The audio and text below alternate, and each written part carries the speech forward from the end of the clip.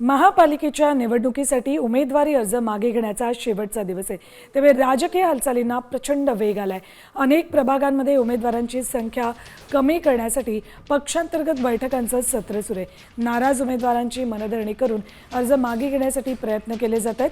संध्याकाळपर्यंत चित्र स्पष्ट होईल। अनेक ठिकाणी बिनविरोध निवडींची शक्यता आहे। अर्ज मागे घेतल्यानंतर अंतिम उमेदवारांची यादी जाहीर केली जाईल। यामुळे प्रत्यक्ष लढतीचं स्वरूप स्पष्ट होणार आहे आणि प्रचाराला वेग येईल।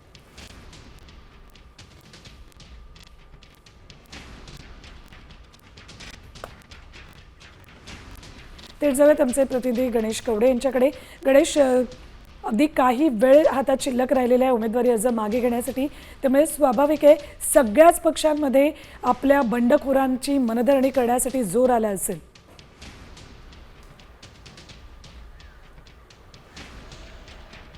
सुवर्ण, नक्कीच काही तासच आहेत ते शिल्लक राहिलेले आहेत आणि या काही तासांमध्येच आपल्या बंडखोरांना कशा पद्धतीने शांत करता येईल यासाठी सर्वच राजकीय पक्षांनी आहे ती ताकद लावलेली पाहायला मिळते। मात्र काही बंडखोर आहेत ते शांत होण्यासाठी तयार नसल्याचं देखील चित्र पाहायला मिळते, कारण की 2 दिवसापासून भाजपचे नेते देखील आहेत जे बंडखोरी केलेले त्यांच्या घरोघरी जाऊन देखील समजवण्याचा प्रयत्न करतात।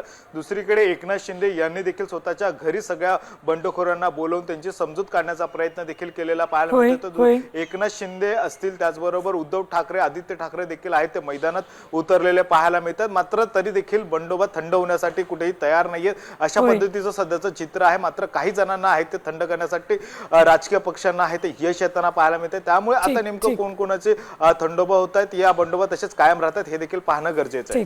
धन्यवाद गणेश संपूर्ण माहितीसाठी। तर बंडोबांना थंडोबा करण्यासाठी म्हणून अखेरचा प्रयत्न सगळ्याच पक्षांकडून सुरू आहे।